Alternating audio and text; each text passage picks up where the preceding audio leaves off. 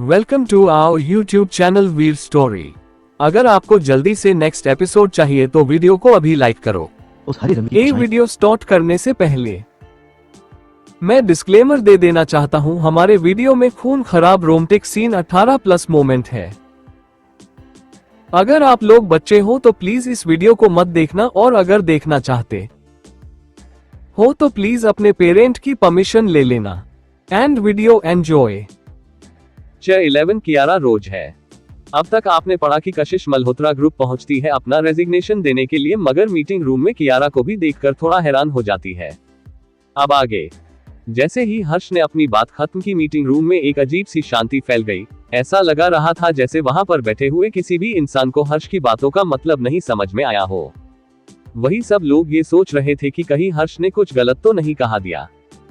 Research and development department team के director होने का मतलब था कि उसे किसी को भी रिपोर्ट नहीं करना पड़ेगा, राइट? कौन है ऐसा कंपनी में जो रिसर्च और डेवलपमेंट टीम से पंगा लेने की कोशिश करेगा? हर्ष की बातों का एग्जैक्ट मतलब क्या है? थोड़ी देर बाद सब लोगों ने एक दूसरे की तरफ देखा और आखिर में उनकी नजरें कशिश के ऊपर चली गई। जवाब बिल्कुल क्लियर था। वही सारी बातें सुनने के बाद कशिश के चेहरे पर एक सेकंड के लिए हैरानी आई, मगर फिर उसका चेहरा हमेशा की तरह शांत हो गया और एक डेविल स्माइल उसके होठों पर आ गई। उसके ब्यूटीफुल चेहरे पर एक छोटा सा मूवमेंट हुआ जो सार्केज्म का हिंट था। रिसर्च एंड डेवलपमेंट टीम का डायरेक्टर कौन है? कशिश। कौन मल्होत्रा ग्रुप की लीड परफ्यूमर है? कशिश। तो मल्होत्रा की बातों के पीछे का मतलब अनडाउटेडली कशिश के ऊपर ही है। ये मिस्टर मल्होत्रा, आप मजाक नहीं कर रहे हैं, राइट? कशिश की एबिलिटी और स्ट्रेंथ सबको नजर आती है और इतने सालों में वही रिसर्च एंड डेवलपमेंट टीम को मैनेज कर रही है और कोई भी इस काम को उनसे बेहतर नहीं कर सकता है। ये बात हम सब जानते हैं। हाँ, इस बारे में ज्यादा सोचने की जरूरत नहीं है। अगर मिस कियारा हमारी प्रोडक्ट की ब्रांड एम्बेसडर बनती है तो उसमें कोई प्रॉब्लम नहीं है, मगर वह रिसर्च एंड डेवलपमेंट डिपार्टमेंट की डायरेक्टर और लीड परफ्यूमर होगी, यह कैसे कन्विंसिंग हो सकता है? इस पॉइंट पर तनवीर, जो ह्यूमन रिसोर्सेज डिपार्टमेंट का मैनेजर था और कशिश के साथ अंदर आया था, उसने भी कहा, हाँ मिस्टर मल्होत्रा, यह अनफेयर है। कंपनी में कई सारे आउटस्टैंडिंग एम्प्लॉइज हैं जो कंपनी में प्रमोशन के मौके का इंतजार कर रहे हैं, और आप मिस कियारा को डायरेक्टली कंपनी के सबसे इंपॉर्टेंट 2 पोजीशन सौंपने की बात कर रहे हैं। वह एक्टिंग और एंटरटेनमेंट सर्कल में ही काफी बिजी है, उनके पास कंपनी के मामले संभालने की एनर्जी कहां से आएगी? हर कोई मिस कशिश नहीं हो सकता। तनवीर के आखिरी सेंटेंस में अनइंटेंशनली एक गुस्सा और घिन आ गई थी, जिससे साफ समझ में आ रहा था कि वह कशिश को काफी मानता है। उसने अपनी बात एक बार खत्म कर ली तो रूम में बैठे सब लोगों ने हर्ष के फैसले के खिलाफ उसका सपोर्ट किया। रूम में इस बात पर ज्यादा बहसबाजी होने लगी और कियारा मीटिंग रूम में बैठे सभी लोगों को अपने लिप्स बाइट किए हुए देखे जा रही थी और उसके खूबसूरत चेहरे पर एक उदासी थी। हर्ष। उसने हर्ष की तरफ देखा और उसकी उदासी और हेल्पलेसनेस वाले एक्सप्रेशन देखकर हर्ष की भौहें आपस में सिकुड़ गई और गुस्सा उसके हैंडसम चेहरे पर साफ नजर आने लगा, और उसने कहा, मैंने फैसला किसी कारण से लिया है। मगर मिस्टर मल्होत्रा, क्या हम कारण जानना डिजर्व नहीं करते? कोई ऐसी ही कैसे बिना किसी कारण के कंपनी में इतनी बड़ी पोजीशन हासिल कर सकता है?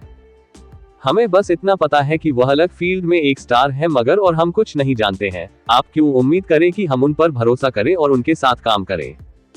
किसी और ने फिर ऑब्जेक्शन उठाते हुए कहा। ऑलमोस्ट हर एक इंसान वहां पर कशिश को सपोर्ट कर रहा था। हर्ष ने अपने लिप्स टाइट कर लिया और ऑब्वियसली वह अपना गुस्सा कंट्रोल कर रहा था। इस पॉइंट पर अनन्या, जो सालों से कशिश के साथ काम कर रही थी और रिसर्च एंड डेवलपमेंट डिपार्टमेंट की डिप्टी डायरेक्टर थी और मल्होत्रा कॉस्मेटिक की इंजीनियर में से भी एक, उसने बहुत ही शांति से कहा, मैंने भी पिछले साल के फ्रेग्रेंस फैंसी इंटरनेशनल कॉन्टेक्ट में हिस्सा लिया था और मैं मिस कियारा से वही मिली थी। मुझे याद है कि जज ने उन्हें मिस कियारा रोज कहा था। ये सुनकर कियारा ने एक एम्बेरेस स्माइल के साथ कहा, वह एक छोटी सी आइडेंटिटी है, उसके बारे में बात मत कीजिए। मैं तो 4th प्लेस पर आई थी, उस बारे में बात करना ही एम्बैरेसिंग है।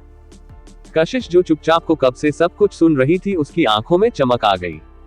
वही दूसरी तरफ रावत ग्रुप के 35th फ्लोर पर सीईओ ऑफिस में निशांत ने रिसेंट काम के फ्लो अप रणविजय का आकर बताएं, जो अपनी डेस्क के पीछे बैठा हुआ था।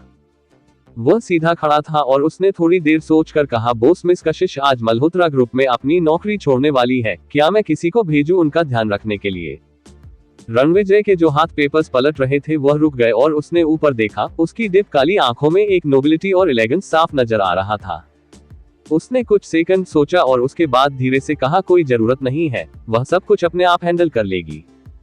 वह इतना कहकर पॉज हुआ और उसने वह डॉक्यूमेंट उठाया जो निशांत ने अभी अभी दिया था और वह शांति से आगे बोला, तुम चिंता मत करो, वह बहुत स्ट्रांग है। निशांत रुका, उसके बॉस ने उसकी चिंता कैसे देख ली। वो तो बस यही सोच रहा था कि उसके बॉस को मिस कशिश पसंद है और उसका सेक्रेटरी होने के नाते ऑफ कोर्स उसे उनका ख्याल रखना होगा, क्योंकि अगर बॉस खुश है तो वह भी रिलीफ फील कर सकता है। लेकिन अचानक से इस तरह रणविजय के बात करने से काफी कंफर्ट मिला उसे और यह काफी रेयर बात थी। लेकिन अब जब बॉस ने कहा दिया है तो वह मिस कशिश को परेशान नहीं करेगा। बॉस, मीटिंग 10 मिनट में शुरू होने वाली है। All right. वही मल्होत्रा ग्रुप में अचानक से शांति फैल गई। कियारा रोज है। वह लोग ये नाम रोज बहुत अच्छे से जानते थे। फ्रेग्रेंस फ्रेंच की इंटरनेशनल कॉन्टेस्ट 2 साल पहले फ्रांस में हुआ था और फैशन वर्ल्ड में सबके लिए हॉट टॉपिक था। 2 साल पहले रोज ने इस कॉन्टेस्ट में पार्टिसिपेट किया था और पिछले कुछ सालों में पहली बार ऐसा हुआ था जब कोई इंडियन इतनी एक्सीलेंट अचीवमेंट के साथ वापस लौटा था, 4th प्लेस हासिल करके। भले ही वह टॉप 3 में नहीं पहुंच पाई थी और उसे इंटरनेशनल स्टेज पर खड़े होने का मौका नहीं मिला था, मगर वह इकलौती ऐसी इंडियन थी जिसने रिसेंट सालों में इंटरनेशनल कंपटीशन में ऐसी अचीवमेंट हासिल की थी। उनके देश में कोई भी उसके फेम को कम नहीं कर पाया था। भले ही अफवाहें थी कि फ्रेग्रेंस फ्रेंच इंटरनेशनल कॉन्टेस्ट की चैंपियन जिनका निकनेम स्टार था, वह भी इंडियन ही थी, मगर स्टार बहुत ही ज्यादा मिस्टीरियस थी और उन्होंने काफी लोग प्रोफाइल रखी थी, इसलिए किसी को नहीं पता था कि वह अफवाहें सच है या नहीं। वैसे भी वह लोग मिस्टीरियस स्टार को देखने का सपना भी नहीं देखा सकते थे। रोज को ही देखना उनके लिए काफी था, स्टार उनकी पहुंच से बहुत ही ज्यादा दूर थी। किसने सोचा था कि कियारा ने इंटरनेशनल फ्रेग्रेंस कंपटीशन में हिस्सा भी लिया, यहां तक कि 4th प्लेस भी हासिल कर लिया। लगता है कि वह मल्होत्रा ग्रुप में अपनी जगह लेने के बारे में 2 साल पहले ही प्लान कर चुकी थी। वही कशिश अपने आप को सार्कास्टिकली हंसने से रोक नहीं पाए। वह अपने आप पर ही हंस रही थी कि वह दुनिया की सबसे बेवकूफ इंसान है। 2 साल पहले या फिर शायद उससे भी पहले हर्ष ने ऑलरेडी से धोखा दे दिया था और वह बेवकूफों की तरह बिना कुछ जाने समझे उसकी मदद कर रही थी। वही सबके उसके खिलाफ उठती हुई आवाजों को कम पड़ता हुआ देखकर कियारा शैतानी मुस्कुराहट के साथ मुस्कुराई। कशिश की तरफ देखते हुए उसे बहुत ही खुशी मिल रही थी। उसने पहले भी कहा था कि कशिश हमेशा उसके सामने हार जाएगी और अब कियारा का मल्होत्रा ग्रुप ज्वाइन इन करना ऑलमोस्ट पक्का हो गया था। कशिश बस मुस्कुराए और सरकेजम उसकी आंखों में बढ़ने लगा। अनन्या कशिश के साथ हमेशा से ही डिसैटिस्फाई रही थी। उसे इतने सालों तक पीछे छोड़ा गया और दबाया गया, अब जब उसके पास यह मौका था तो वह इसे इसी तरह जाने नहीं देगी। भले ही कशिश की पोजीशन और आइडेंटिटी लीड डिजाइनर के तौर पर अब खत्म होने वाली थी, मगर फिर भी वह खुश नहीं थी। कशिश के अभी भी शांत चेहरे को देखकर एक खतरनाक चमक उसकी आंखों में आए और उसने आगे कहा, 6 साल पहले इंटरनेशनल डिजाइनिंग चैलेंज जो हमारे देश में हुआ था, उसमें हमारी मिस कशिश सक्सेना चोरी के एग्जाम में डिस्क्वालीफाई हो गई थी और यहाँ तक कि कॉलेज से उन्हें एक्सपेल भी कर दिया गया था, राइट। अनन्या ने जैसे ही बात खत्म की, कशिश का चेहरा अचानक से सफेद पड़ गया। उसकी हाथों की मुट्ठी टाइटली बन गई। डिजाइन की चोरी, स्टूडेंट स्टेटस से उसे एक्सपेल करना, उसकी लाइफ ऑलमोस्ट उस वक्त बर्बाद हो गई थी। वही कशिश के बिगड़ते हुए एक्सप्रेशन देखकर अनन्या काफी खुश हो गई और उसने बिना किसी दया के एक कशिश के पुराने जख्मों को कुरेदते हुए कहा, मैंने यहाँ तक सुनाया है कि उसने मिस कियारा का फ्रेग्रेंस फॉर्मूला भी चुरा लिया था क्योंकि वह लोग एक साथ रहते थे। Shut up! अचानक से हर्ष चिल्लाया, जिससे अनन्या की बात बीच में ही रुक गई। अनन्या का चेहरा बदल गया और उसने अपने लिप्स टाइटली बंद कर लिए। उसने अपना सर दूसरी तरफ घुमा लिया और आगे बोलना बंद कर दिया। वैसे भी जो उसे बोलना था वह तो वह बोल चुकी है और वही कशिश के बिगड़ते हुए एक्सप्रेशन देखकर उसे काफी खुशी मिल रही थी। हर्ष! कियारा, जो हर्ष के इस तरह अचानक चिल्लाने से हैरान हो गई थी, उसने सॉफ्टली उसका नाम लिया, मगर उसके चेहरे पर साफ सहमति साफ नजर आ रही थी। वह ऐसी बातें कैसे बोल सकती है? हर्ष ने कियारा की बात को कोई जवाब नहीं दिया, बल्कि दूर बैठी कशिश को देखा। कुछ देर की शांति के बाद उसने अपनी डिप आवाज में कहा, कशिश, तुम रिसर्च एंड डेवलपमेंट डिपार्टमेंट और पब्लिक रिलेशन डिपार्टमेंट अकेले ही संभालती हो, जो बहुत ही मुश्किल काम है। अब जब कियारा ने ज्वाइन कर लिया है तो वह बस तुम्हारा कुछ वर्कलोड शेयर करेगी और तुम ही पब्लिक रिलेशन डिपार्टमेंट की इकलौती रिस्पॉन्सिबल होगी। क्योंकि कियारा ने अभी अभी ज्वाइन किया है तो शायद उसे सब कुछ समझने में प्रॉब्लम होगी और उसके बाद वह most of the time company में नहीं होगी, क्योंकि उसका मैन एंड फॉक्स अभी भी एंटरटेनमेंट इंडस्ट्री में काम करना है। इसीलिए तुम्हें ही उसकी फ्यूचर में बहुत मदद करनी होगी। भले ही तुम्हारी पोजीशन से तुम्हें हटाया जा रहा, मगर तुम फिर भी। हाँ। अचानक कशिश बहुत लाउड और सार्कास्टिकली हंसने लगी तो सब लोग कॉन्फ्रेंस रूम में उसकी तरफ देखने लगे। कशिश के कोल्ड चेहरे पर मजाक उड़ाने वाली मुस्कुराहट थी और उसने हर्ष की तरफ देखते हुए कहा, हर्ष, मेरी पोजीशन से मुझे हटाने का क्या कारण है? क्या कियारा रोज है इसलिए, या फिर सालों पहले का वह डिजाइन चोरी वाला इंसिडेंट? ये सुनकर हर्ष की भौहें आपस में सिकुड़ गई और वह एक उदास एक्सप्रेशन के साथ कशिश की तरफ देखने लगा, मगर कुछ बोला नहीं। कुछ ना बोलने का क्या मतलब था? शायद वह दोनों ही रीजन काउंट किए जाएंगे। वह बहुत लंबे वक्त से जानती थी कि हर्ष ने कभी उस पर भरोसा नहीं किया। अचानक से कशिश फिर हंसने लगी और अपनी नोटबुक बंद करते हुए वह खड़ी हुई और उसने अपने दोनों हाथ टेबल पर रखे। तुमने बिना किसी कारण के मेरी पोजीशन मुझसे छीन ली और यह भी चाहते हो कि मैं इसकी मदद करूं और इसका ध्यान रखूं रिसर्च और डेवलपमेंट डिपार्टमेंट को संभालने में। क्या यह मेरे लिए बस प्रॉब्लम नहीं है? तुम्हारे पास ये क्वालिफिकेशन है कि तुम मुझसे ये कहो कि मैं अपना वर्कलोड शेयर करूं? हर्ष, तुम ये बात मुझसे बोल भी कैसे सकते हो? कशिश की बातें खत्म होते ही कॉन्फ्रेंस रूम में सब लोग आपस में बातें करने लगे। किसी ने उम्मीद नहीं की थी कि कशिश, जो हमेशा से ही वह बहुत एप्रोप्रिएट तरीके से बिहेव करती है, वह ऐसी बातें बोलेगी। और उसके अलावा उसने यह बात मिस्टर मल्होत्रा से कही थी, और वह भी कंपनी के सारे टॉप एग्जीक्यूटिव के सामने, जिसकी वजह से वह काफी ऑकवर्ड पोजीशन में था। जिसका रिजल्ट ये हुआ कि हर्ष का चेहरा कंप्लीटली डार्क हो गया। उसने कभी उम्मीद नहीं की थी कि कशिश इतनी इम्पोलाइट होगी और उसे इतनी सारे कंपनी एग्जीक्यूटिव के सामने एम्बेरेस करेगी। कशिश, तुम बहुत ही स्मार्ट रही हो हमेशा से। तुम्हें पता होना चाहिए कि कियारा का वह नाम रोज कितना बड़ा है, भले ही कोई छोटी पोजीशन हुई मल्होत्रा ग्रुप में। कशिश ने हर्ष को उसका सेंटेंस खत्म नहीं किया ने दिया और अपना हाथ वेव करते हुए उसे बीच में ही रोक दिया। आगे कहानी में क्या होगा जानने के लिए पढ़ते रहिए और कमेंट और लाइक जरूर कीजिए। चैप्टर 12, फोन का इंतजार। अब तक आपने पढ़ा कि हर्ष कशिश को कंपनी में उसकी पोजीशन से हटा देता है और सालों पहले उस पर डिजाइन्स की जो चोरी का इल्जाम लगा था उस बात को भी उठाया जाता है। अब आगे कशिश ने बीच सेंटेंस में ही हर्ष की बात रोक दी और उसे खत्म करने का मौका ही नहीं दिया। तुम्हारा जो मन करे वह फैसला लो, मैं बीच में बोलने का हक नहीं रखती और ना ही मुझे बीच में बोलना है। वैसे भी मेरा यहाँ रहने का कोई प्लान नहीं था। कशिश ने अपनी बात खत्म की और अपना रेजिग्नेशन, जो उसने ह्यूमन रिसोर्सेज डिपार्टमेंट के मैनेजर को नहीं दिया था, टेबल पर पड़ी नोटबुक से निकाला और हर्ष के सामने फेंक दिया। रिसर्च एंड डेवलपमेंट डिपार्टमेंट के साथ साथ पब्लिक रिलेशन डिपार्टमेंट के लिए भी किसी और को ढूंढ लो, मैं जा रही हूँ। मिस सक्सेना। जैसे ही कशिश की बात खत्म की, मीटिंग रूम में बैठे हुए सारे एग्जीक्यूटिव डिस्कस करने लगे। वह लोग सब शौक थे और कशिश को रोकने के लिए तुरंत मनाने की कोशिश करने लगे। वर्क एक्सपीरियंस और एबिलिटी ही ज्यादा इंपॉर्टेंट होती है और वह लोग कशिश के सालों के काम को अपनी आंखों के सामने देखते आए थे। उनके पास वक्त नहीं था पास्ट के बारे में सोचने का, वह बस किसी कैपेबल इंसान को कंपनी में रखना चाहते थे। मिस सक्सेना, प्लीज एक बार ठीक से सोच लीजिए। मिस सक्सेना, आप मल्होत्रा ग्रुप में इतने सालों से काम कर रही हैं और हर एक चीज मैनेज कर रही हैं। अचानक से अगर आप रिजाइन कर देगी तो यह है। अगर आपको कियारा की कंपनी ज्वाइन करने से प्रॉब्लम है तो हम बोर्ड ऑफ डायरेक्टर्स से यह बात रिपोर्ट कर सकते हैं और वह आपकी मदद करेंगे, मगर आप मल्होत्रा ग्रुप छोड़कर नहीं जा सकती। हर्ष ने रेजिग्नेशन लेटर को देखा जो कशिश ने फेंका था और अचानक अनईजी फील करने लगा, और अगर सही से कहा जाए तो पैनिक फील करने लगा। जब उसे रियलाइज हुआ कि उसके हाथ कांप रहे और उसके अंदर ताकत नहीं है तो उसने अपनी मुठ्ठियां टाइटली बंद कर ली। उसे कशिश की ओबीडियंस और अंडरस्टैंडिंग की आदत थी। वह हमेशा ही उसका ख्याल रखती थी और हमेशा उसे प्रायोरिटी देती थी।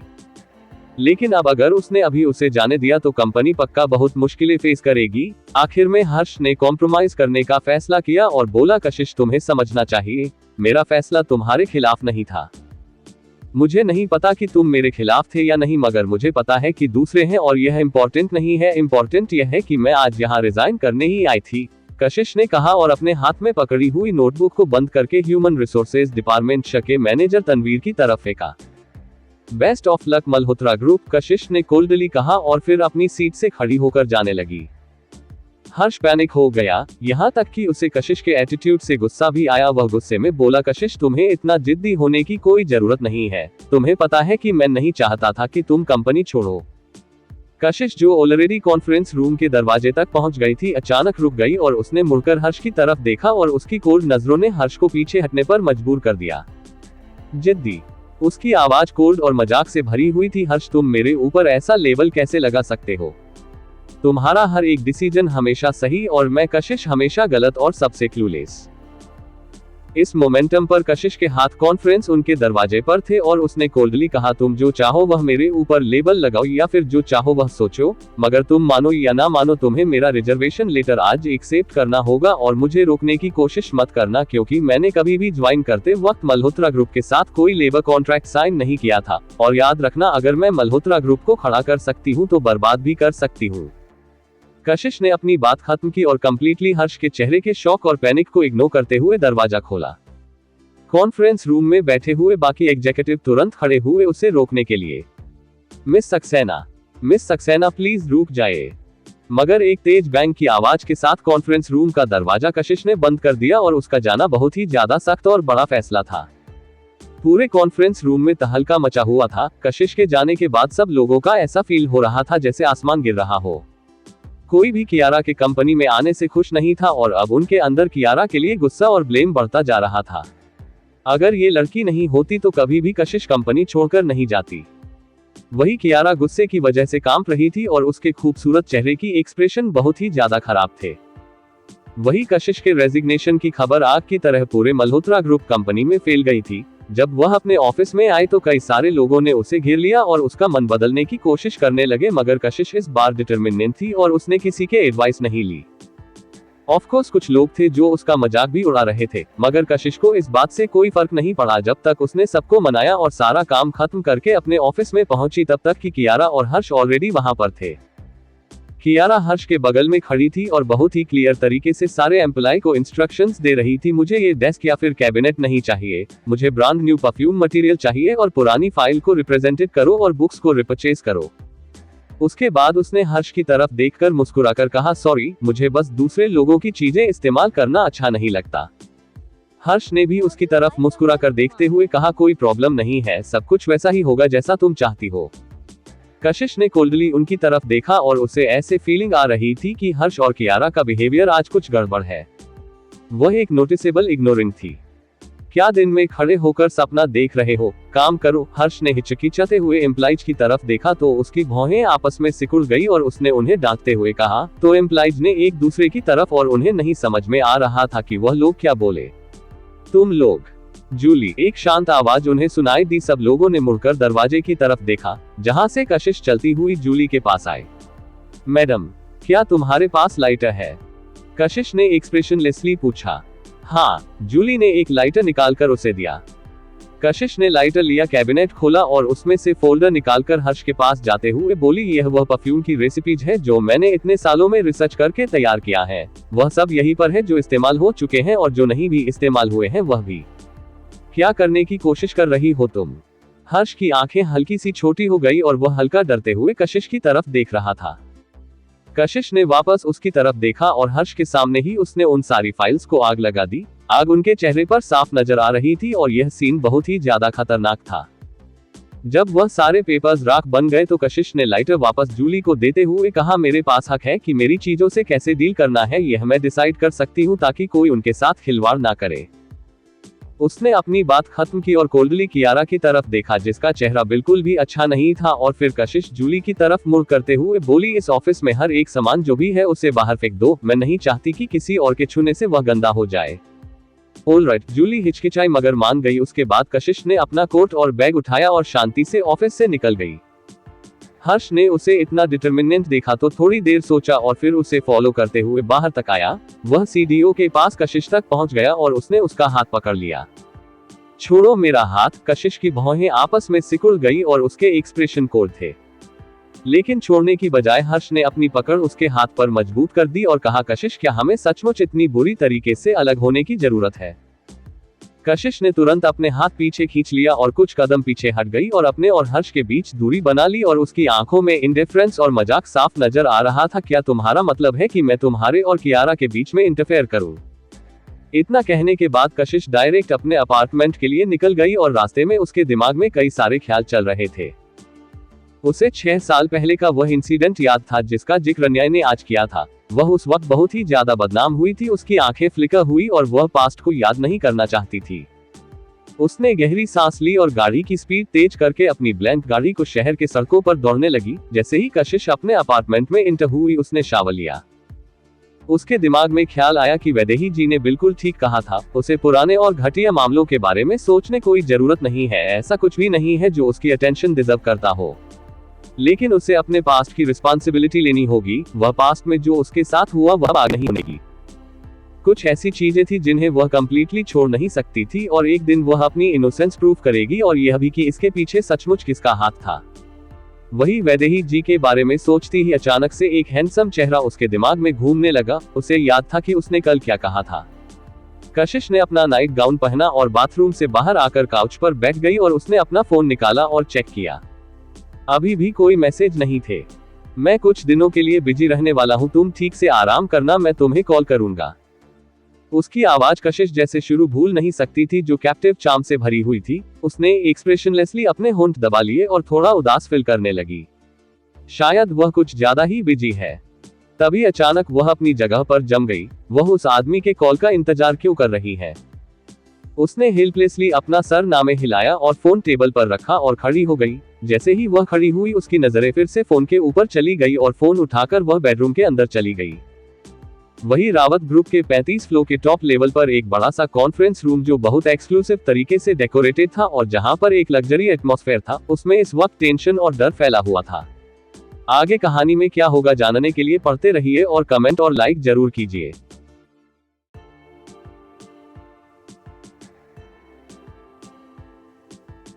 च13 मीटिंग जल्दी खत्म।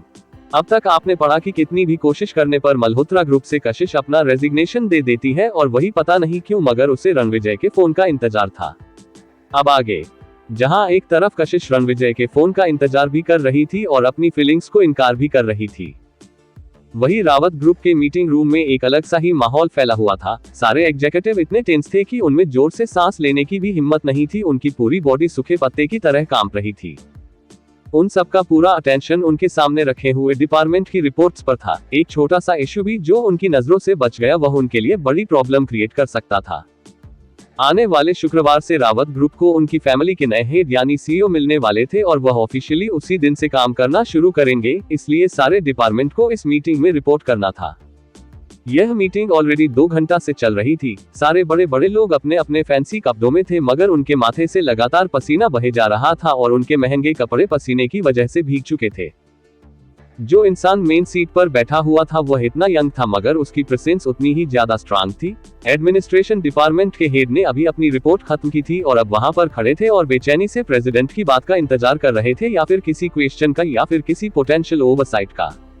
ठीक उसी वक्त एक बहुत ही कोल्ड नजर पूरे रूम में घूमी, जिससे सबको ऐसा लगा जैसे एक पल के लिए वह लोग अपनी जगह पर जम गए हो। लंबे वक्त इंतजार करने के बाद रणविजय अभी भी कुछ नहीं बोला था। पूरे रूम में शांति फैली हुई थी और एडमिनिस्ट्रेशन डिपार्टमेंट के हेड की पर कांपने शुरू हो गए थे और उसने रिक्वेस्टिंग नजरों से निशांत की तरफ देखा, जो रणविजय के बगल में बैठा हुआ था। निशांत ने अपने लिप्स बाइट करते हुए खड़ा हुआ और फिर रणविजय के पास आते हुए धीरे से याद दिलाया, सर। रणविजय ने उसकी तरफ देखा तो निशांत तुरंत शॉक हो गया, क्योंकि यह पहली बार था जब उसने अपने बॉस को खोए हुए देखा था। क्या कुछ बुरा होने वाला है? अपने शोक में ही निशांत ने कहा, सर मिस्टर शर्मा ने अपनी रिपोर्ट खत्म कर ली है।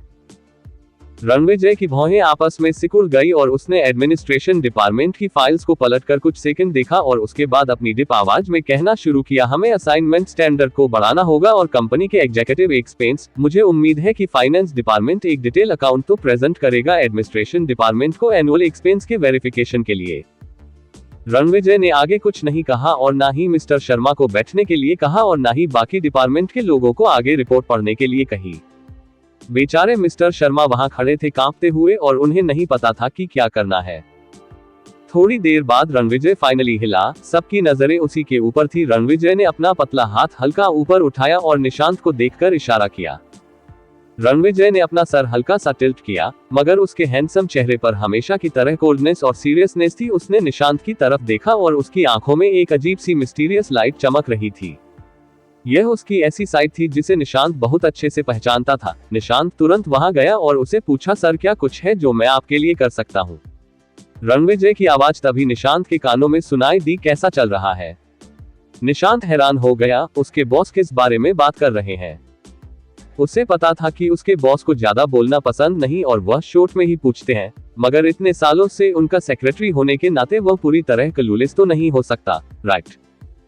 निशांत ने तुरंत जवाब नहीं दिया तो रणविजय ने फिर उसकी तरफ देखा और उसकी नजरों for a loved one with a महसूस करके निशांत को अपनी रीढ़ की हड्डी तक ठंडक महसूस हुई। अब जब बॉस उसकी तरफ ऐसे देख रहे थे इसका मतलब है कि उन्होंने यह इश्यू पहले भी डिस्कस किया है। उसने अपना दिमाग चलाना शुरू किया याद करने के लिए कौन और क्या हो सकता है जिसके बारे में उसके बॉस बात कर रहे हैं। क्या वह कोई काम है या फिर कोई इंसान या फिर कोई लड़की। अचानक से निशांत के दिमाग में क्लिक हुआ, ये पक्का उनके बारे में ही होगा। हाँ, बिल्कुल उनके बारे में ही होगा। वही होगी, उनके अलावा और कोई हो ही नहीं सकता। मिस कशिश पक्का। मगर थोड़ी देर पहले बॉस ने कहा था कि वह सब चीजों को अपने आप हैंडल कर सकती है और वह चिंता न करे, तो अब वह ये सवाल क्यों पूछ रहे हैं? उसे तो पता ही नहीं है कि मिस कशिश क्या कर रही है और कैसे कर रही है। बॉस, बात यह है कि ये पहली बार था जब निशांत रणविजय के सामने कुछ नहीं बोल पा रहा था। वह कैसे इस सवाल का जवाब दे? ये पहली बार था जब वह किसी लड़की से डील कर रहा था जो उसके बॉस के साथ थी। उसे सचमुच कोई आइडिया नहीं था। वही उसकी तरफ से जवाब न आता देखकर रणविजय की भौहें आपस में सिकुड़ गई। निशांत ने अपना सर और भी नीचे झुका लिया और वह डरा हुआ फील कर रहा था। क्या फिर मुझे मीटिंग के बाद उन्हें जाकर चेक करना चाहिए? ये सुनकर रणविजय ने उसकी तरफ देखा तो निशांत ने तुरंत अपनी बातें बदलते हुए कहा, मैं अभी चेक करके आता हूँ। ऑलराइट। रणविजय फाइनली रिलैक्स हुआ और उसने अपने हाथ में पकड़े हुए डॉक्यूमेंट देखना शुरू किया। नर्वसली निशांत मुड़ा और जल्दी से कॉन्फ्रेंस रूम की तरफ जाने लगा। इस इंसिडेंट के बाद से निशांत ने डिसाइड कर लिया था कि वह क्लोजली मिस कशिश से जुड़ी हुई हर एक चीज को मॉनिटर करेगा। उनके खाने, सोने और बाथरूम जाने जैसी पर्सनल चीजों को छोड़कर। इस मूवमेंट पर वह अपने और अपने बॉस की बातें याद करने लगा। मिस कशिश को लेकर मीटिंग से पहले की चिंता करने की कोई जरूरत नहीं है, ये बोलकर उसके बॉस अपने आप को ही भरोसा दिला रहे थे। ये सोचकर निशांत अपने आप को अंदर ही अंदर हंसने से रोक नहीं पाया। वह सचमुच अपने बॉस से पूछना चाहता था कि यह फीलिंग होती कैसी है। 10 मिनट बाद निशांत कॉन्फ्रेंस रूम में काफी सख्त चेहरे के साथ वापस आया। मीटिंग रूम का एटमॉस्फेयर काफी ज्यादा भारी था और जैसे ही वह अंदर आया उसे एक अजीब सी कोल्डनेस महसूस हुई। ऑब्वियसली उसके बॉस को कुछ इश्यूज मिल गए होंगे रिपोर्ट में। निशांत चुपके से अंदर आया और उसने कुछ बातें रणविजय के कान में कही। उसने बस छोटे शब्दों में कशिश के रेजिग्नेशन के बारे में रणविजय को बता दिया और जब निशांत ने अपनी बात खत्म कर ली तो रणविजय के चेहरे के इनडिफरेंट और सख्त एक्सप्रेशन थोड़े से शांत हुए। ज्यादा बदलाव नहीं आया था मगर पूरे कॉन्फ्रेंस रूम का एटमॉस्फेयर अचानक से थोड़ा ज्यादा रिलैक्स हो गया, जिसे देखकर सब लोगों ने सीक्रेटली एक दूसरे की तरफ देखा। भले ही उन्हें नहीं पता था कि निशांत ने बॉस के कान में क्या कहा है, मगर फाइनली उन्हें सांस लेने का मौका मिला। वही निशांत भी सीक्रेटली हैरान हो गया। क्या उसे किसी तरह की ट्रिक मिल गई है अपने बॉस का गुस्सा शांत करने के लिए? उसने कभी नहीं सोचा था कि कोई उसके बॉस जैसे इंसान जिसे लड़कियों से डील करना बिल्कुल भी पसंद नहीं है, वह एक्चुअली किसी लड़की में इंटरेस्टेड होंगे और वह भी इस हद तक। रणविजय ने अपना सर नीचे झुकाकर अपने हाथ में पकड़े हुए डॉक्यूमेंट को देखा। सबको लगा कि मीटिंग कंटिन्यू होगी मगर कुछ सेकंड बाद वह खड़ा हुआ और शांति से बोला, मीटिंग खत्म, और वहां से चला गया। हो क्या रहा है? जब से उनके नए बॉस देश में वापस लौटे थे हर एक मीटिंग घंटों तक चलती थी और लंच ब्रेक के बाद वापस दोपहर में कंटिन्यू होती थी। अभी तो मीटिंग शुरू हुए 3 घंटे भी नहीं हुए हैं और नहीं लंच ब्रेक हुआ है, तो अचानक से मीटिंग खत्म कैसे हो गई? वही निशांत रणविजय के पीछे नहीं निकला बल्कि पीछे ही रहा रणविजय के सीट पर रखे हुए डॉक्यूमेंट को ठीक करने के लिए, और वही रणविजय को कॉन्फ्रेंस से जाता हुआ देखकर सब लोगों ने निशांत को घेर लिया। निशांत, क्या तुमने अभी अभी कोई $multi-billion कॉन्ट्रैक्ट साइन किया है? सर, इतना ज्यादा खुश हो गए तो उस कॉन्ट्रैक्ट का अमाउंट पक्का बिलियन में शुरू होगा, राइट? हम इस बार किस कंपनी के साथ काम करने वाले हैं? निशांत ने सारे डॉक्यूमेंट समेटे जेटली टेबल पर टेप किया और उन्हें सीधा करके ऑर्गेनाइजर कर दिया और एक मीनिंगफुल स्माइल उसके सीरियस चेहरे पर आ गई, जिसे देखकर सब लोग और नजदीक आ गए और वह उस छुपे हुए सीक्रेट को जानना चाहते थे जिसने उनकी जान बचा ली थी। मगर निशांत ने शांति से कहा, ये कोई सचमुच की कंपनी डील नहीं है। अगर स्ट्रिक्टली कहा जाए तो इसे एक सोल प्रोप्राइटर कह सकते हैं। निशांत की यह बात सुनते ही पूरे मीटिंग रूम में एक अजीब सी चुप्पी फैल गई। Sole proprietor? सब लोग हैरान थे, ऐसा कैसे पॉसिबल हो सकता है? वह लोग रावत ग्रुप है क्या? वह लोग एक्चुअली किसी सोल प्रोप्राइटर के साथ बिजनेस करने वाले हैं? भले ही यह इम्पॉसिबल नहीं था, लेकिन इस तरह की डील छोटी कंपनियां करती थी और उनकी कंपनी में भी नीचे के लोगों करते थे। यह बात सीईओ तक कैसे पहुंचे गई? और सीईओ का रिएक्शन देखकर, किस तरह की डील है जो बॉस छोटी पर ऑपरेटर के साथ करना चाहते हैं? ये सवाल सुनकर निशांत के चेहरे पर डेविल स्माइल आ गई। किस तरह की डील है? प्यार, ऑफ कोर्स। और क्या हो सकता है? हाँ, अगर यह डील सोल प्रोपोटर के साथ हो रही है तो बड़ी डील भी हुई तो सिर्फ कुछ मिलियन की होगी, राइट? सिर्फ कुछ मिलियन, ये तो कहना मुश्किल था कि उसके बॉस के दिल में मिस कशिश की क्या जगह है। भले ही बाकी सबको नहीं पता था, मगर निशांत बहुत अच्छे से जानता था। सीईओ हर एक मीटिंग अटेंड करते हैं, कौन सी मीटिंग इंपॉर्टेंट नहीं होगी। रावत ग्रुप के सीनियर मैनेजमेंट की मीटिंग की हर एक मिनट की कीमत का अंदाजा लगाना इम्पॉसिबल था। एक छोटी सी मिस्टेक भी डिपार्टमेंट की रिपोर्ट में उन्हें करोड़ों का नुकसान करवा सकती थी, शायद उससे भी ज्यादा। लेकिन अब उसके बॉस ने मीटिंग मिस कशिश की वजह से जल्दी बंद कर दी। अगर इस बात को सचमुच प्राइस में तोला जाए तो वेट अ सेकंड, लेकिन मिस कोशिश ने तो सक्सेसफुली अपना काम खत्म कर लिया है, तो सर को तो चिंता नहीं करनी चाहिए। तो अचानक से उन्होंने मीटिंग क्यों खत्म कर दी?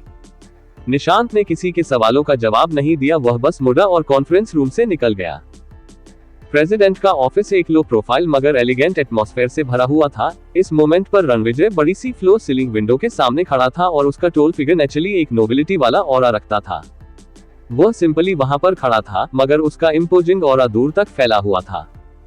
रणविजय के पास एक ऐसा ऑरा था जिसके कांटेक्ट में आते ही लोग अपने आप उसके सामने सबमिट होने पर मजबूर हो जाते थे। रेसिस्ट करना या फिर क्वेश्चन करना तो दूर की बात है।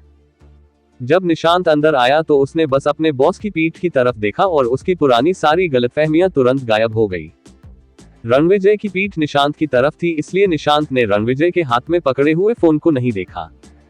जैसे ही वह गिल्टी फील कर रहा था थोड़ी देर पहले प्रेसिडेंट का मजाक उड़ाने के लिए, तभी रणविजय ने अपना फोन अपने कान पर लगाया। वहीं दूसरी तरफ कशिश फाइनली रिलैक्स हो गई थी। काफी लंबे टाइम तक अपने फोन की तरफ देखने के बाद वह पता नहीं कब सो गई थी। उसके हाई प्रोफेशनल और प्रेशर वाली जॉब की वजह से आराम से सोना उसके लिए एक लग्जरी से कम नहीं था। अब जब वह फाइनली रिलैक्स हो गई है तो उसके दिमाग में शॉपिंग या फिर और किसी चीज का ख्याल नहीं आया, बल्कि बस सोने की इच्छा हो रही थी। जैसे ही वह गहरी नींद में जाने वाली थी, अचानक उसका फोन बजने लगा, जिससे कशिश की नींद तुरंत खुल गई और सीधे बैठते हुए उसने अपने फोन की तरफ देखा। वह एक अनजान नंबर था, मगर उसके लास्ट के 4 डिजिटल थोड़े अलग से थे। कुछ सेकंड तक उस नंबर को देखते हुए उसके दिल की धड़कन बढ़ गई। उसके बाद उसने आंसर बटन दबाया। हेलो। वह भी अभी उठी थी और उसकी आवाज में थोड़ी सी लेजीनेस नजर आ रही थी। वह पूरी तरह से उठी नहीं थी, जिसकी वजह से उसकी आवाज में एक सॉफ्टनेस थी जो स्पेशली जेंटल लग रही थी। रणविजय की आंखें थोड़ी सी छोटी हो गई और अब भौहें आपस में सिकुड़ गई। ऐसी आवाज सचमुच बहुत ही ज्यादा अट्रैक्टिव थी।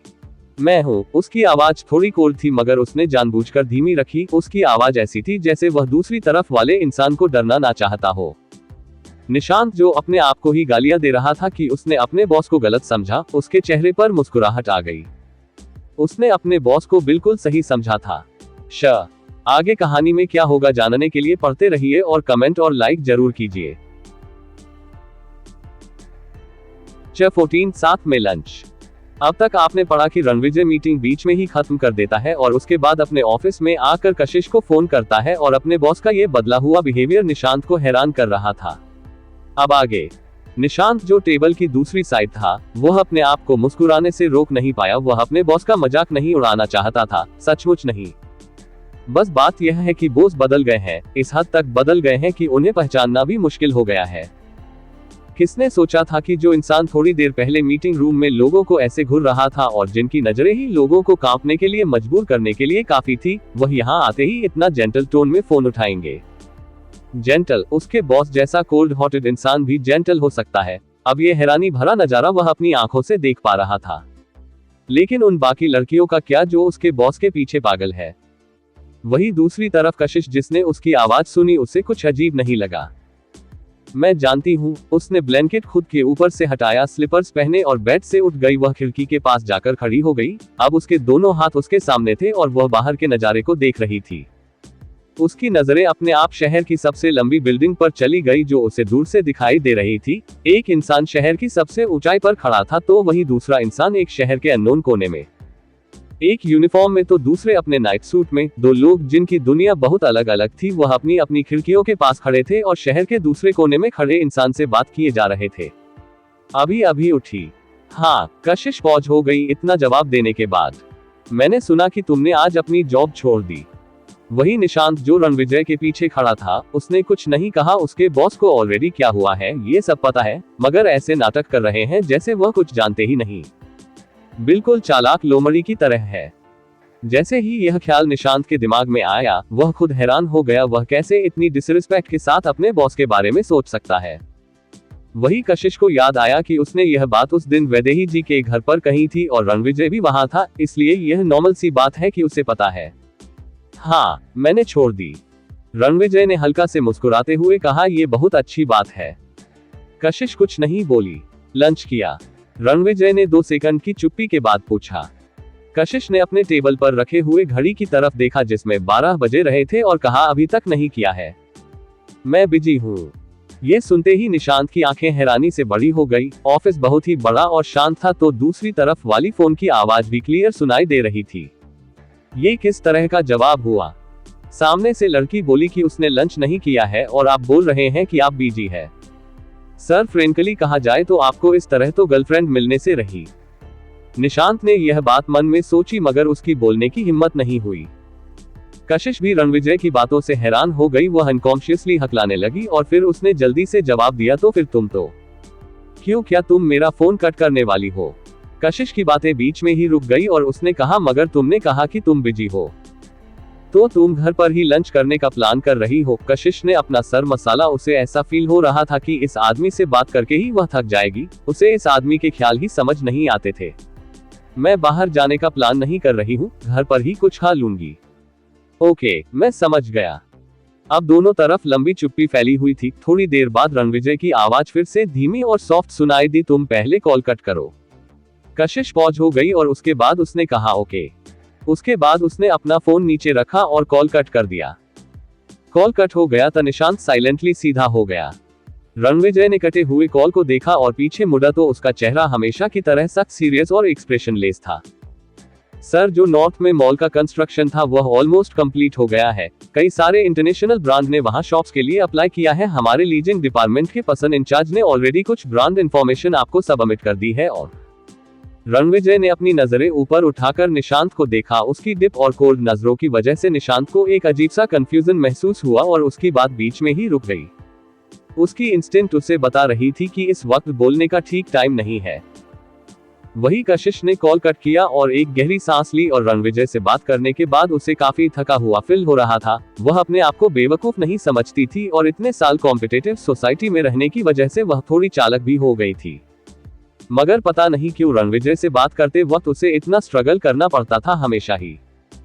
वह इसी कॉल का इंतजार कर रही थी। सोने से पहले कॉल पर कुछ भी बात क्यों ना हुई हो, अब वह खत्म हो गया था और कशिश को अचानक ऐसा फील हुआ जैसे उसका आने वाला टाइम पूरा ब्लैंक हो गया और उसके पास कुछ करने के लिए ही नहीं बचा। ये कैसी फीलिंग है? उसे ऐसा फील हो रहा था जैसे उसके पास आगे कुछ है ही नहीं। अपेरेंटली कहा जाए तो उसे फ्री टाइम अच्छा नहीं लगता था। जब वह बिजी होती थी तो उसे ऐसा फील होता था कि उसके पास किसी चीज की कमी नहीं है, लेकिन जब वह अकेली होती थी तो उसे ऐसा फील होता था जैसे उसके पास कुछ भी नहीं है। ये खालीपन उससे बर्दाश्त नहीं हो रहा था। उसने एक गहरी सांस ली और टाइम की तरफ देखा और बेडरूम से निकलकर लिविंग रूम में पहुंची और रैंडमली टीवी पर न्यूज चैनल लगा दिया। उसे काफी ज्यादा बोर फील हो रहा था। वह अभी अभी उठी थी और अपने पैर क्रॉस करके सोफे पर बैठी हुई थी।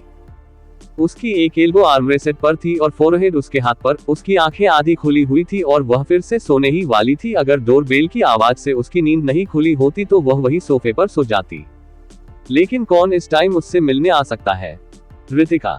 वह जानती थी कि रितिका बहुत ही ज्यादा बिजी है और एक फोन करने का भी उसके पास टाइम नहीं है। तो फिर कौन हो सकता है दरवाजे पर? उसने अपने बिखरे हुए बालों में उंगलियां फिराए और कंफ्यूजन में दरवाजे की तरफ जाने लगी। मगर जैसे ही उसने दरवाजा खोला, बाहर खड़े इंसान को देखकर वह बहुत ही ज्यादा शॉक हो गई। निशांत ने 2 बाइक्स पकड़े हुए थे जिसमें से कुछ हरी सब्जियां साफ नजर आ रही थी और शायद वह ग्रोसरी का सामान था। निशांत ने उसकी तरफ एक जबरदस्ती और स्टिफ स्माइल के साथ देखा जो कशिश को थोड़ा डरावना लगा रहा था। वह निशांत से कुछ बार मिली थी और उसके एक्सप्रेशन हमेशा ही शांत होते थे जैसे वह एक रोबोट हो। ये पहली बार था जब उसने उसे मुस्कुराते हुए देखा था और उसके मुस्कुराहट अजीब सी लग रही थी। वही निशांत को बहुत कुछ कहना था मगर वह बोल ही नहीं पा रहा था। वह यहाँ आया उससे पहले ही उसने वह आइडिया अपने दिमाग से निकाल दिया था जो उसके दिमाग में बॉस के ऑफिस में आया था कि उसके बॉस को कभी कोई गर्लफ्रेंड नहीं मिलेगी। वह गलत था, ऐसा कुछ नहीं है इस दुनिया में जो उसके बॉस ना कर पाए। बस बात यह है कि उसके बॉस पहले ये सब कुछ करना नहीं चाहते थे। भले ही मिस कशिश को देखकर लगता है कि वह आसानी से उनकी गर्लफ्रेंड नहीं बनेगी, लेकिन उसके बॉस के एक्शंस को देखकर उसे ऐसी फीलिंग आ रही थी कि ज्यादा वक्त नहीं लगेगा उन्हें रिलेशनशिप में आने में। पिछले कुछ दिनों के उसके बॉस के एक्शंस ने उसका दिल भी वार्म कर दिया था, एक आदमी का। वही अपने बॉस की फ्यूचर वाइफ को अपनी तरफ वियर्ड नजरों से देखते हुए पाकर निशांत ने ऑकवर्डली हाँ में सर हिलाते हुए कहा, गुड आफ्टरनून मिस कशिश। कशिश को भी थोड़ा ऑकवर्ड फील हो रहा था, मगर फिर भी उसने पॉलिटली वापस सर हिला दिया और फिर धीरे धीरे उसकी नजरें साइड पर गई। रणविजय जो टोल था वह अपना एक्सपेंसिव सूट पहने हुए अपने एवेस्टिक ऑरा के साथ साइड में खड़ा था। उसकी चमकती हुई आंखें मिस्टीरियस थी और उसका हैंडसम चेहरा एक्सप्रेशनलेस। जैसे ही कशिश ने पूरा दरवाजा खोलकर उसकी तरफ देखा, उसका दिल बहुत तेजी से धड़कने लगा, लेकिन उसे अचानक रणविजय की आंखों में एक कोल्डनेस दिखाई दी। रणविजय की प्रेजेंस ने कशिश को थोड़ा हैरान कर दिया था, लेकिन जो उसकी आंखों में एक अजीब सा गुस्सा था, उसकी वजह से उसका मूड थोड़ा खराब हो गया। क्या उसने कुछ गलत किया है? अचानक से वह उसकी तरफ इस तरह क्यों देख रहा है? अचानक से एक अजीब सी फीलिंग उसके अंदर उमड़ने लगी। क्या वह अब उसे पसंद नहीं करता? तुम यहाँ क्या कर रहे हो? उसने अपनी फीलिंग्स को कंट्रोल करते हुए पूछा। रणविजय वहां खड़ा था, उसके हाथ उसके सूट के पैंट्स की पॉकेट में थे और उसकी कोल्ड नजरें कशिश के हाल के स्लीपी चेहरे पर पड़ी। कशिश को बस वहां खड़ा होने से भी ऑकवर्ड फील हो रहा था। अब जब वह यहाँ आ ही गया है तो उसे अंदर इनवाइट करना पोलाइटनेस होगी, इसलिए उसने दरवाजा पूरी तरह से खोल दिया। रणविजय की आंखें और भी ज्यादा डिप हो गई और उसकी आंखों की कोल्डनेस और भी ज्यादा बढ़ गई। कशिश कंफ्यूज हो गई और उसे समझ नहीं आ रहा था कि वह क्या करे। वह इसी तरह रैंडमली क्या उसे घूरने के लिए यहाँ आया है? रणविजय ने जवाब नहीं दिया तो कशिश की नजर निशांत के ऊपर चली गई। सब कुछ एक सेकंड के अंदर हुआ था। निशांत को भी कुछ गड़बड़ होने का एहसास हो रहा था और कशिश कुछ बोलने वाली है ये देखते ही वह तुरंत अंदर आया, अपने हाथ में 2 बड़े बड़े बाइक जलिए हुए, और बोला, मिस कशिश में। निशांत की बात बीच में ही रुक गई जब उसने देखा कि थोड़ी देर पहले मोशनलेस खड़े उसके बॉस अचानक से आगे की तरफ हो गए और उनकी नजरें सामने खड़ी लड़की पर टिकी हुई थी। कशिश भी हैरान होते हुए अपने आप पीछे हट गई, मगर रणविजय ने जल्दी से सिर्फ 2 कदम के अंदर ही दरवाजे के अंदर कदम रखा, उसका हाथ पकड़ा और उसके बड़े हाथ में कशिश की कलाई को टाइटली पकड़ा और उसे अपने गले लगा लिया, जिससे छूटने के लिए कशिश स्ट्रगल करने लगी। लेकिन तभी उसने निशांत की आवाज सुनी, सर। लेकिन वह आगे कुछ बोल पाता उससे पहले ही रणविजय ने उसे दरवाजे के बाहर धक्का दिया और तेजी से उसके मुंह पर दरवाजा बंद कर दिया, जिसे देखकर कशिश की पूरी बॉडी कांप गई और उसके स्ट्रगल तुरंत रुक गए। वहीं दरवाजे के बाहर खड़े निशांत ने अपनी नाक छुई और दर्द की वजह से वह रोना चाहता था। अभी अभी क्या हुआ? वही दोनों अकेले घर के अंदर थे और पूरे लिविंग रूम में चुप्पी फैली हुई थी। रणविजय ने अपना सर झुकाकर ओबीडियंटली उसकी बाहों में खड़ी लड़की को देखा, जिसका चेहरा उसके चेस्ट में लगा हुआ था और उसके एक्सप्रेशन छुपे हुए थे। वह बस उसके फ्लफी और नेचुरल खुशबू वाले बालों को देख और महसूस कर सकता था। वह क्यूट सा बिहेवियर बिल्कुल एक डरी हुई बिल्ली की तरह था, जो हिलने की हिम्मत भी नहीं कर सकती थी। रणविजय की ठंड नजरें सॉफ्ट हो गई और एक वोमनेस उसकी आंखों में दिखाई देने लगी। इस लड़की को गले लगाने में कितना अच्छा लगता है, मगर यह बहुत ही ज्यादा पतली है, उसे इसे थोड़ा खिलाने की जरूरत है ताकि और क्यूट लगे। वही कशिश जो शांति से खड़ी हुई थी, जब उसे थोड़ा सेफ फील हुआ तो किसी तरह उसने अपने आप को रणविजय की बाहों से अलग किया। भले ही रणविजय ऐसा चाहता तो नहीं था, मगर फिर भी उसने ना चाहते हुए भी उसे छोड़ दिया। कशिश कुछ कदम पीछे हट गई और उसने उन दोनों के बीच में थोड़ी सी दूरी बना ली। यूजुअली कंपोज रहने वाली ये लड़की थोड़ा हड़बड़ा हुई थी और उसने ऑकवर्डली अपने बालों की एक लट को कान पीछे किया। क्या कर रहे हो तुम? कशिश ने फाइनली अपने आप को शांत करने के बाद उससे पूछा। रणविजय ने अपना सर नीचे झुकाकर उसकी तरफ देखा और अपनी डिप आवाज में बोला, लंच करने आया हूं तुम्हारे साथ। कशिश पॉज हो गई और उसे उनकी फोन वाली बात याद आई तो उसने पूछा, क्या तुमने नहीं कहा था कि तुम बिजी हो? हाँ, मैं बहुत बिजी हूँ, मगर मैं फिर भी आ गया। उसकी टोन हमेशा की तरह लो और इंडिफरेंट थी। रणविजय उसकी तरफ देख रहा था और उसकी नजरें इंटेंस थी। उसके ढीले स्लिप ड्रेस के वजह से कशिश की अट्रैक्टिव कॉलर बोन दिखाई दे रही थी और उसकी डेलिकेट साइड प्रोफाइल से उसकी खूबसूरत कर्वस। उसकी आंखों में एक अजीब सा इमोशन उमड़ने लगे। इस लड़की को कोई आइडिया नहीं था कि वह इस वक्त कितनी अट्रैक्टिव लग रही थी और निशांत ने उसे इस तरह देखा। इस बारे में सोचकर ही रणविजय का दिल फ्रस्ट्रेशन से भर गया। आगे कहानी में क्या होगा जानने के लिए पढ़ते रहिए और कमेंट और लाइक जरूर कीजिए।